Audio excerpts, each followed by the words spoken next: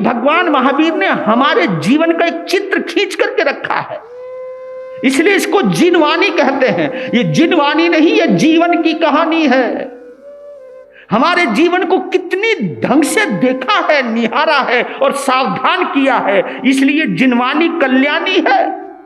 हमको निंदा, विकथा, राजकथा, भट कथा, देश कथा, खाने पीने की कथा, इन सब में जब रस आता है ये सब मिथ्यात्व की बात है। लेकिन हमें भगवत कथा, अरिहंतों की कथा, संतों की कथा, आत्मा की कथा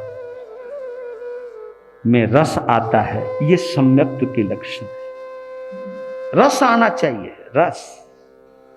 हाँ, जो यहां आकर के सो जाते हैं इसका मतलब उनको रस नहीं आ रहा। कई लोग तो हमारे ऊपर दया करके आते हैं।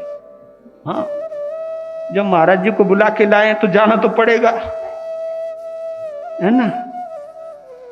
कभी कभी तो तुम हमारे ऊपर उपकार करने के लिए आते हो, लेकिन तुम अपने लिए नहीं आते, ये सोच के नहीं आते कि मुझे अपनी अंतर की वास्तविकता को देखना है वहां जाकर के। जो आदमी ये सोच करके आएगा वो भला सो सकता है? वो सो नहीं सकता है। अगर मैं आप लोगों को लक्ष्मी प्राप्ति का कोई मंत्र बताऊं, कोई विधि बताऊं, नींद आएगी? और जो आत्मा को परमात्मा बनाने की बात हो रही है उसमें नींद क्यों?